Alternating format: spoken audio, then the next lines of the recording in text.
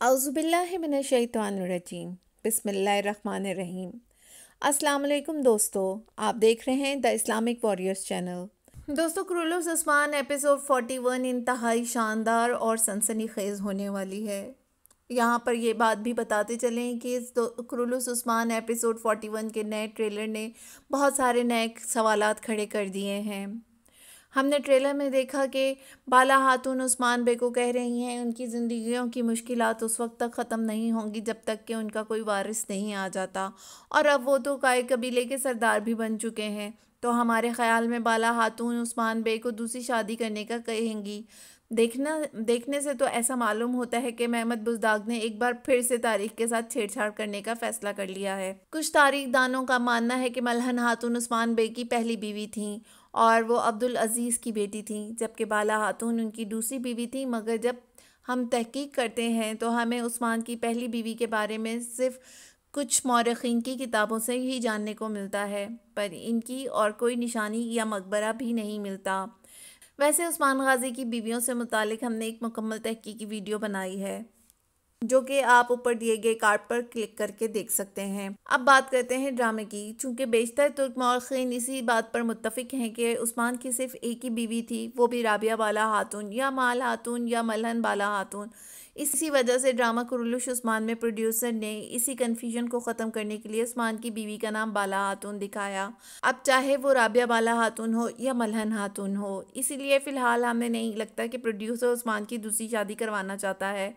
हम अगर ड्रामे में शायकीन का इंटरेस्ट बहाल रखने के लिए ज़रूर वो तारगुन खातून जैसे किरदारों का सहारा लेंगे। बाला खातून उस्मान बे को दूसरी शादी का ज़रूर कहती हैं, जिससे उस्मान बे कुछ परेशान भी हो जाते हैं। लेकिन दोस्तों, बेफिक्र हो जाएं, ना तो फ़िलहाल बाला खातून मरने वाली है और ना ही उस्मान बे की दूसरी शादी होने वाली है। ये सब सीन सिर्फ तारगुन खातून के किरदार को इख्तिताम पर लाने के लिए ही फिल्माए गए हैं। और दूसरी तरफ ये भी लगता है कि लीना, जो कि असाई होती हैं, उनको इस तरह के जहरों का इलाज करना खूब आता है। वो जहर निकालने के साथ साथ बाला खातून के बांझपन का भी इलाज कर देंगी, जिसकी वजह से उम्मीद है कि बाला खातून माँ बन जाए। और नाजरीन, अभी इतनी जल्दी बाला खातून को नहीं मारा जा सकता, क्योंकि तारीख में बाला खातून अलाउद्दीन पाशा की वालदा हैं। बाकी रही मलहन खातून की बात, तो जनाब, अगर प्रोड्यूसर ने मलहन खातून की एंट्री करवानी ही है तो फिर उमर बेग के किरदार को भी मुतारिफ़ करवाना पड़ेगा। तो हो सकता है कि जब उस्मान रियासत के क़याम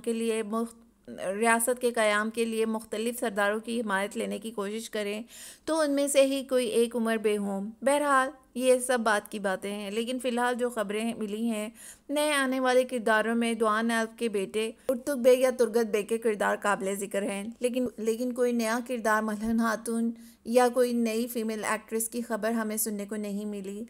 लिहाजा दोस्तों, इत्मीनान रखें, हमें यकीन है कि महमद बुज़दाग इस मामले में माजी की गलती नहीं दोहराएंगे और अर्तुगरुल की दूसरी शादी करवाने की तरह उस्मान की दूसरी शादी का रिस्क मुश्किल से ही लेंगे। तो दोस्तों, आपकी इस बारे में क्या राय है? अपनी राय का इजहार कमेंट में ज़रूर करें।